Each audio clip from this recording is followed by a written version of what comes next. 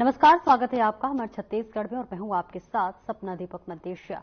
Bulletin का आगाज करेंगे। अनंत चतुर्दशी के पर्व पर गौरेला, पेंड्रा, मरवाही जिले में श्रद्धा और उत्साह के साथ भगवान गणेश की प्रतिमाओं का विसर्जन किया गया। इस मौके पर शहर और गांव में भक्तों ने भगवान गणेश की शोभा यात्राओं का आयोजन किया, तो वहीं पेंड्रा में दुर्गा सरोवर, कोटमी में सोनभद्र, बस्ती के छपराटोला सरोवर सहित विभिन्न स्थानों पर प्रतिमाओं का विसर्जन किया गया। आपको बताते चले, शोभा यात्रा के दौरान भक्त जयकारे और भजन कीर्तन गाते हुए नजर आए और इसी के साथ साथ इस दौरान गणपति बप्पा मोरिया की गूंज से पूरा वातावरण भक्तिमय हो गया।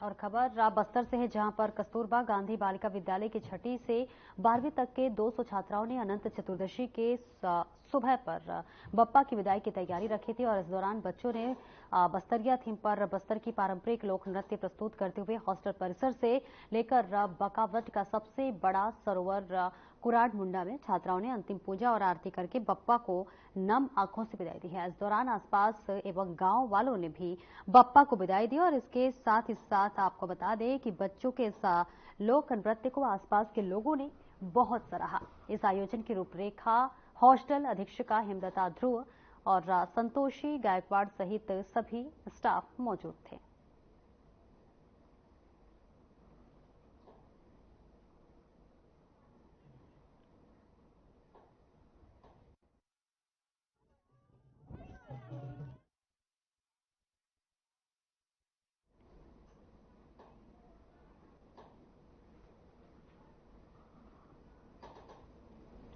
बस्तर संभाग मुख्यालय जगदलपुर के सिरासार भवन में ऐतिहासिक विश्व प्रसिद्ध बस्तर दशहरा पर्व की दूसरी बड़ी रस्म डेरी गड़ई के आगाज में की गई और आपको बता दें कि इस रस्म के साथ की दंतेश्वरी माता से विश्व प्रसिद्ध दशहरा रथ के निर्माण की प्रक्रिया को शुरू करने की इजाजत ली जाती है। प्राचीन काल से मान्यताओं के अनुसार रस्म के बाद से ही बस्तर दशहरा पर्व के लिए लकड़ी से बने रथ का निर्माण का कार्य शुरू किया जाता है और करीब 600 साल पुरानी परंपरा का निर्वहन आज भी पूरे विधि विधान के साथ किया जा रहा है।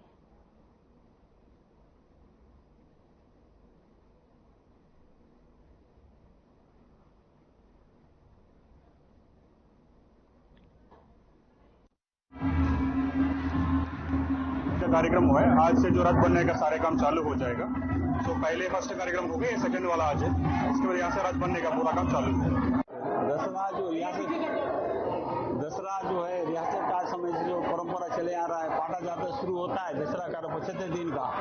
आज जो दूसरा रस्म है डेड़ी गड़ाई का, तो शुभ मुहूर्त में पूर्व दिशा उत्तर दिशा में डेड़ी गड़ाया जाता है। जो शुभ मुहूर्त डेड़ी गाने के बाद यहाँ से जो रथ लकड़ी लाने का और रथ बनाने का प्रारंभ किया जाएगा, जिसके अनुसार रियासत काल समय जो परंपरा चलते आ रहा है, जो आप मंदिर पर साफ सफाई और लिपाई पोताई चालू हो जाएगा और मंदिर को जो जिस तरह का सजाने का जो परंपरा है रियासत काल समय से, तो डेड़ी गड़ाई के बाद यहाँ से कार्यक्रम चालू हो जाता है। मैं भाटपाल लक्ष्मण माझी भाटपाल चो है रायकेरा परगन। हम तो परंपरा रीति रिवाज है डेरीगढ़नी आगे हुआ है पाटा जोतरा हरहरी में एवे डेरीगढ़नी हम तो पीढ़ी पीढ़ी चलते ऐसे। हम तो अपनी परंपरा से रीति रिवाज है, ये रीति का में माझी मन हर जिला जिला चुआस चाल की माझी मन ये सब दशहरा और भीड़ मनाता है।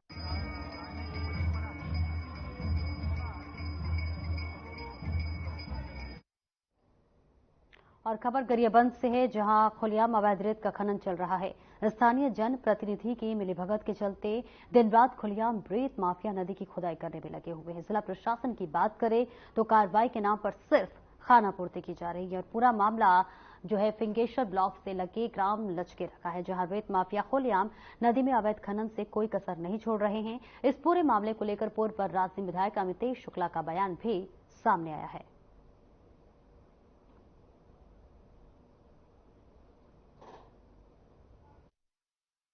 कुछ नहीं, सब भ्रष्टाचार चल रहा है, बुरी तरह से भ्रष्टाचार का जो है वो बोलबाला है ऊपर से लेकर नीचे तक। और यहाँ पर जो लाखों ये भाजपा के जो प्रधानमंत्री वहां से लेकर नीचे तक लोग जो है प्रधानमंत्री ग्रामीण सड़क योजना की बात करते हैं और ग्रामीण सड़क योजना जो है पूरी जर्जर हो रही है। जो रोड अवैध जो ये रेत का जो कारोबार चल रहा है, इससे पूरा की पूरा जो है अवैध कारोबार चलने के कारण पूरी रोडें खत्म हो रही हैं। अवैध कारोबार चल रहा है, इस पर कोई रोक नहीं है, कोई रोकने वाला नहीं है, कोई इसको कोई देख नहीं रहा है। तो निश्चित रूप से ये बहुत ही गंभीर बात है, तत्काल इस पर रोक होना चाहिए। ये हमारा प्रशासन से, जनप्रतिनिधि जो है भाजपा के, उनसे ये मांग है। अब हम लोग तो जगाने के लिए धरना प्रदर्शन कर सकते हैं, मगर ये अंधी अगर कोई धृतराष्ट्र बने रहेगा तो उसमें क्या है, फिर उसका तो 4 साल बाद जो है वो होगा। फिर वो तो जो हुआ है महाभारत में धृतराष्ट्र का हाल।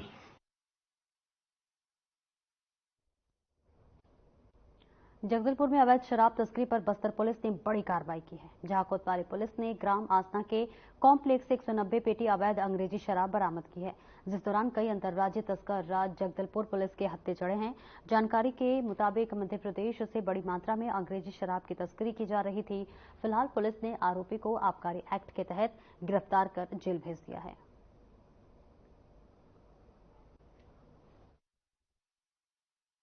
कोतवाली पुलिस जगदलपुर को अवैध शराब के भंडारण को पकड़ने में सफलता मिली है। कल एक सूचना प्राप्त हुई कि आसना के ग्राम पंचायत कॉम्प्लेक्स में कुछ लोगों के द्वारा अवैध रूप से भारी मात्रा में अवैध शराब संग्रहण किया जा रहा है, जिस पर पुलिस टीम जाकर मौके पर दबिश दी और मौके से राम कुमार बघेल के कब्जे से कुल 190 पेटी शराब 1710 लीटर मात्रा में उसे जब्त किया गया है, जिसकी बाजारू कीमत लगभग 12,82,000 है। राम कुमार बघेल से एक मोबाइल और एक पल्सर भी जब्त किया गया है। उक्त प्रकरण में अन्य आरोपी रवि बंसल, दिनेश चौधरी और सानू नायक अभी फरार है। कोतवाली पुलिस के द्वारा 34(2) के तहत कार्रवाई की गई है और राम सिंह बघेल को जुडिशियल रिमांड पर भेजा जा रहा है और अन्य आरोपियों की सरगर्मी से तलाश की जा रही है और इस पूरे प्रकरण में अभी विवेचना जारी है। जैसे ही कोई नया इनपुट मिलता है, इसमें और भी गिरफ्तारी की जाएगी।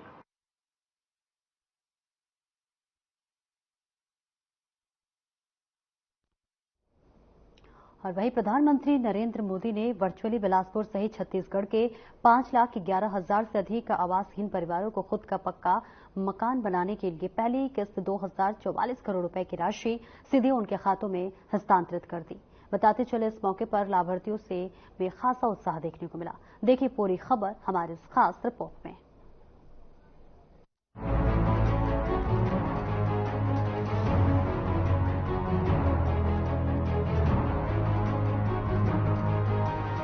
प्रधानमंत्री नरेंद्र मोदी ने अपने जन्मदिन के मौके पर छत्तीसगढ़ के लाखों आवासहीन लोगों को खास तोहफा दिया है। पीएम मोदी ने राज्य के 5,11,000 से अधिक आवासहीन परिवारों को स्वयं का पक्का मकान बनाने के लिए पहली किश्त 2,044 करोड़ रुपए की राशि सीधे उनके बैंक खातों में ऑनलाइन ट्रांसफर की।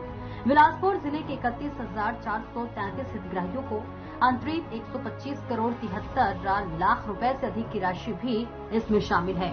इसके साथ ही प्रधानमंत्री आवास योजना शहरी के तहत जिले के 3,148 हितग्राहियों को गृह प्रवेश कराया गया। गृह प्रवेश कार्यक्रम के तहत सपनों के घर की चाबी मिलने से हितग्राहियों के चेहरे खिल उठे।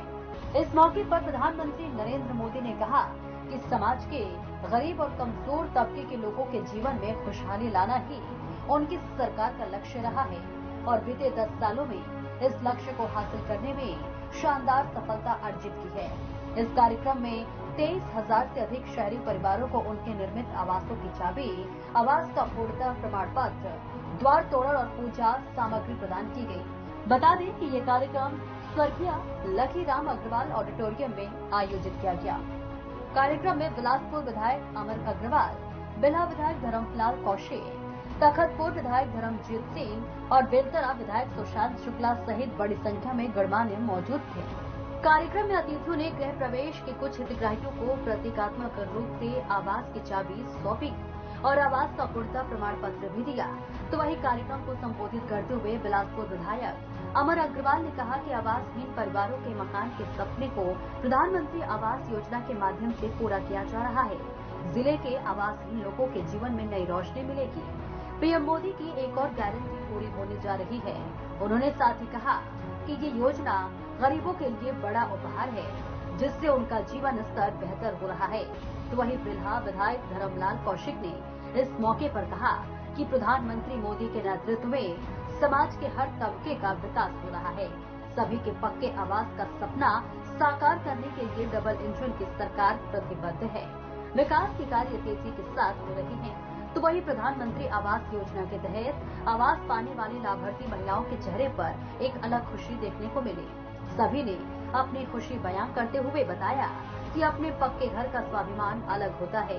अपना घर होता है तो पूरा जीवन ही बदल जाता है। महिलाओं ने कहा कि अब उन्हें कच्चे मकान के कारण होने वाली दिक्कतों से छुटकारा मिल गया है। सभी ने पीएम मोदी और सरकार को धन्यवाद देते हुए कहा कि हमारे पक्के आशियाना का सपना सरकार के कारण ही साकार हो पाया है। मेरा पति का नाम रमेश पटेल, मैं मंगला धूरी पारा में रहती हूँ। मेरा पहले कच्चा मकान था और प्रधानमंत्री आवास के अंतर्गत मुझे पक्का मकान मिला है और उसमें हम लोग रहते हैं। उसमें नल है, बिजली है और गैस कनेक्शन है और सभी सुविधा है। और मैं माननीय श्री नरेंद्र मोदी जी और विष्णु देव साय जी को कोटि कोटि धन्यवाद देती हूँ। मेरे को महतारी वंदन का भी 1000 रुपये मिलता है और विश्वकर्मा वाला मैं फॉर्म डाली थी, उसमें मुझे 7 दिन का ट्रेनिंग में गई थी और उसका भी मुझे प्रमाण पत्र मिला है। मेरा नाम गायत्री राज है। बंधवा पारम वाला घर मिले पक्का मकान मुझे सरकार दिए है, मुझे सरकार का धन्यवाद। हाँ, अचानक में रहती हूँ, वार्ड नंबर 5 में। मोदी जी ने हमको घर बनवा के दिया है। पहले झोपड़े में रहते थे, अभी पक्के मकान में रह रहे हैं। मेरा नाम मुझे बहुत खुशी हुई, मुझे अपना मकान मिल गया है। पहले मैं कच्चे मकान में रह रही थी, अब पक्का हो गया है, इसलिए मुझे बहुत किरण गोस्वामी, नगर पंचायत गोदरी, वार्ड क्रमांक 5 से हूँ। मेरे को मेरा घर मिलने से बहुत खुशी हो रही है।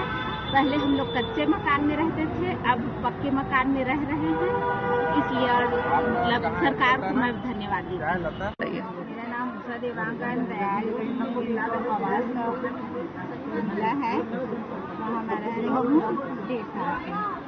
धन्यवाद हमारी सरकार का। प्रधानमंत्री आवास योजना के चलते राज्य के लाखों परिवारों के आवास का सपना पूरा हो गया है। इसी के साथ ही पीएम मोदी के आवासहीनों को पक्का मकान देने की गारंटी को पूरी करने की और एक और कदम बढ़ाया गया है। योजना का लाभ मिलने के बाद लाभार्थी के चेहरे पर आई खुशी बताती है कि अपना खुद का घर होने का सपना लिए ये लोग इस पल का कितने सालों से इंतजार कर रहे थे। Bureau report.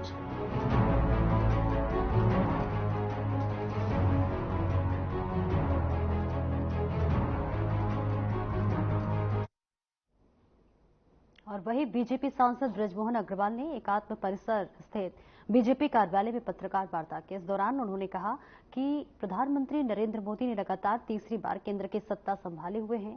सेवा, सुशासन और गरीब कल्याण के लिए मूल मंत्र को लक्ष्य बनाकर देश के विकास का जो संकल्प व्यक्त किया था, अपने इस कार्यकाल के प्रथम 100 दिनों में इस पर उन्होंने तेजी से अमल किया है। इन 100 दिनों में ही लगभग 15 लाख करोड़ रुपए की परियोजनाएं शुरू करके भाजपा ने राष्ट्रीय जनतांत्रिक गठबंधन की केंद्र सरकार 2047 तक विकसित भारत के लक्ष्य पथ पर तेज रफ्तार से बढ़ रही है।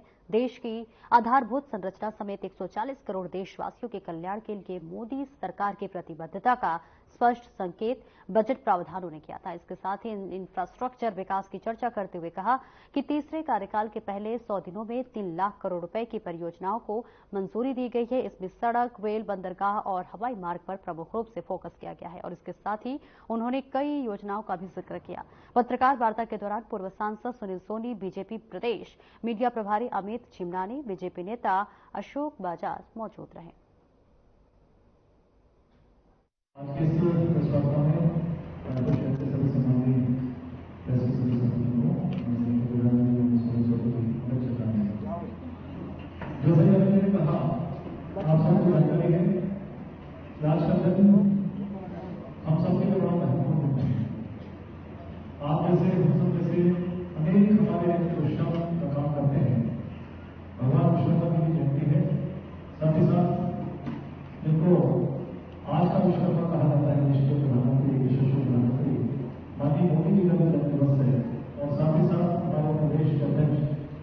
किरण जन्मदिवस से इन सबको आपके विश्वास हम सब भी और आप सबके साथ आप सबके माध्यम से सबको जन्मदिन की बहुत बहुत बधाई देते हैं, शुभकामनाएं देते हैं। हर एक सरकार के पहले 100 कार्यक्रम होते हैं। वैसे तो हमें नरेंद्र मोदी का तीसरा कार्यकाल है और आपने देखा इस तीसरे कार्यकाल का आज प्रथम 100 दिन पूरे होने। इन 100 दिनों के अंदर भी जो संकल्प चुनाव के पहले और जो पुराने संकल्प थे, संकल्पों को माननीय मोदी जी ने पूरा किया है। कल ही जैसा कि आपने देखा कि वंदे भारत में जो यहाँ से प्रारंभ की गई वो भी शुभारंभ हुआ। आज प्रदेश में और उनसे जनता में बैठकर माननीय प्रधानमंत्री जी ने जो प्रधानमंत्री आवास योजना की कल्पना 2014 में की थी उसका आवंटन की राशि का वितरण भी माननीय प्रधानमंत्री जी ने किया।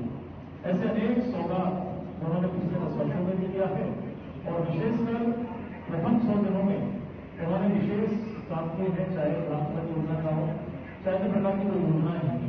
इन संपूर्ण विषयों पर और प्रथम 100 दिन पर विशेषकर फोकस करते हुए आज संपूर्ण विषय को लेने के लिए माननीय प्रधानमंत्री हम सभी उपस्थित हैं। मैं उनको आमंत्रित करता हूँ कि आज की प्रेस वार्ता को संबोधित करें।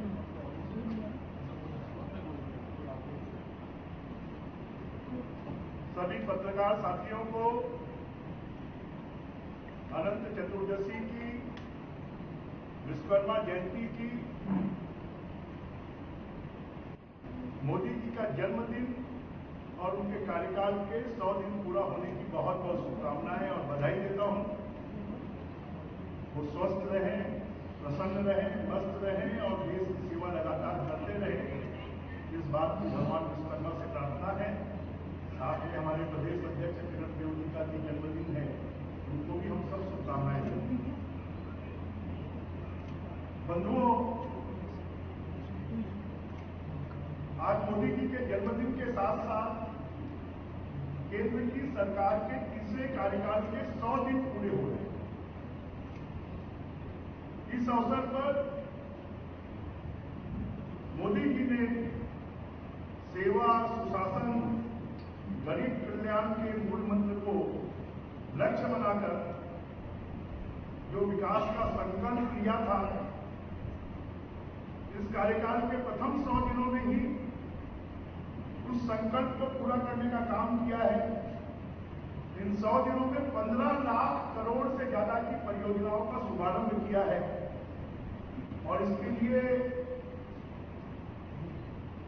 हम मोदी जी को बधाई भी देते हैं और धन्यवाद भी देते हैं, देश की जनता को भी बधाई देते हैं।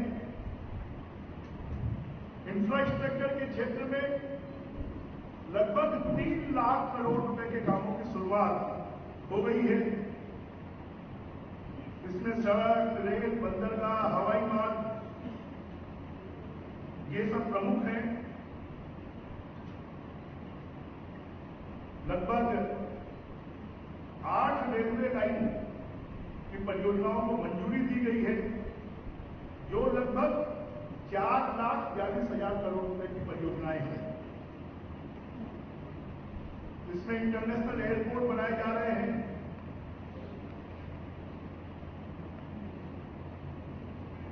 बेंगलोर और की मेट्रो फेज 3 और पुणे की मेट्रो, ठाणे की ग्राम की मेट्रो प्रोजेक्ट जो है इसके विस्तार को मंजूरी की गई है।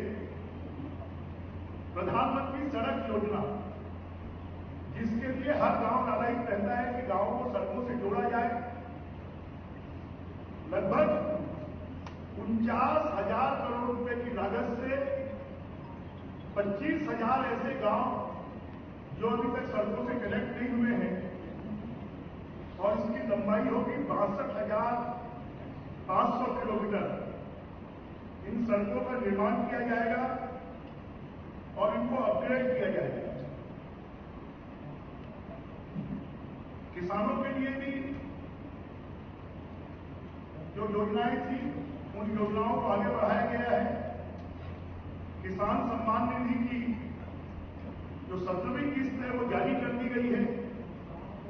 अभी तक लगभग 12 करोड़ किसानों को 2 लाख करोड़ रुपए की राशि उनके खाते में अंतरित की गई और पहली बार किसानों को उनकी उपज का सही मूल्य मिले, इसके लिए मक्के से एथेनॉल का उत्पादन सहकारी शक्कर मिलों से हो, इसके लिए मल्टीफीड एथेनॉल इकाइयों को रूप में रूपांतरण करने के लिए उसके टैक्स में जो 40% था उसको घटाकर 20% करने का निर्णय भी सरकार ने लिया है। मध्यम वर्ग के लिए भी सरकार ने बड़े निर्णय लिए हैं कि अब 7 लाख रुपए की आय तक किसी भी प्रकार का कोई टैक्स नहीं लगेगा और इससे मध्यम वर्ग का लगभग 17,500 रुपए टैक्स जो है वो बचेगा।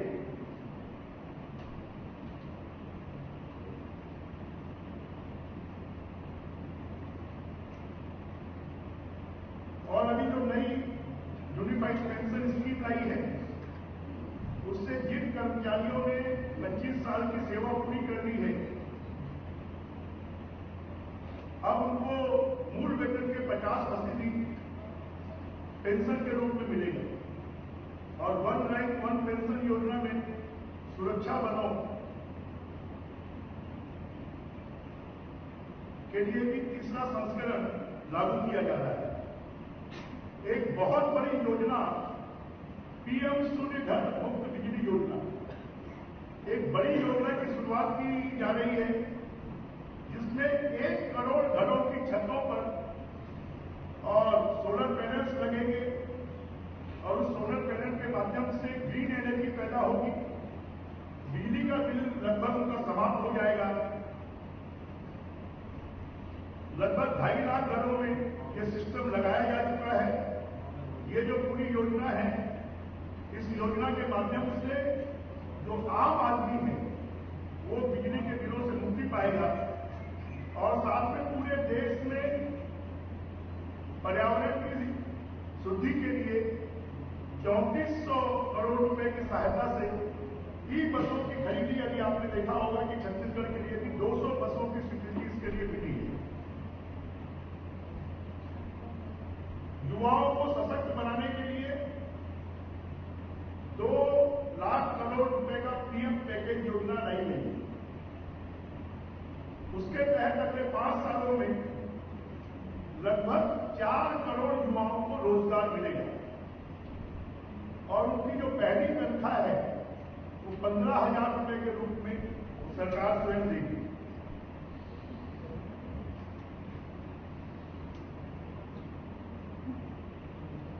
लाख युवाओं को स्किल युक्त किया जाएगा, कौशल युक्त बनाया जाएगा। 1000 औद्योगिक संस्थानों में उनके प्रशिक्षण के लिए सुधार किया जाएगा।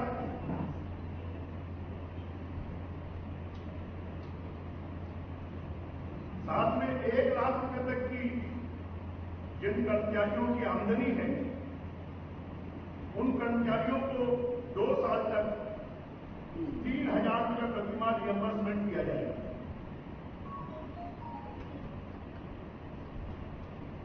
महिलाओं को, नारियों को सशक्त करने के लिए दीनदयाल अंत्योदय योजना के तहत 10 करोड़ से अधिक महिलाओं को संगठित करके उनकी आजीविका में उनको डिजिटल रूप से साक्षर और सामाजिक विकास के लिए 90 लाख से अधिक स्वयं सहायता समूह बनाए जाएंगे। जो लखपति दीदियां हैं, ऐसी लखपति दीदियों को और इन दीदियों को पर्यटन मित्र स्वसहायता समूह बनाकर उनको पर्यटन से जोड़ा जाएगा। और इस बुलेटिन में फिलहाल इतना ही। दीजिए इजाजत। नमस्कार।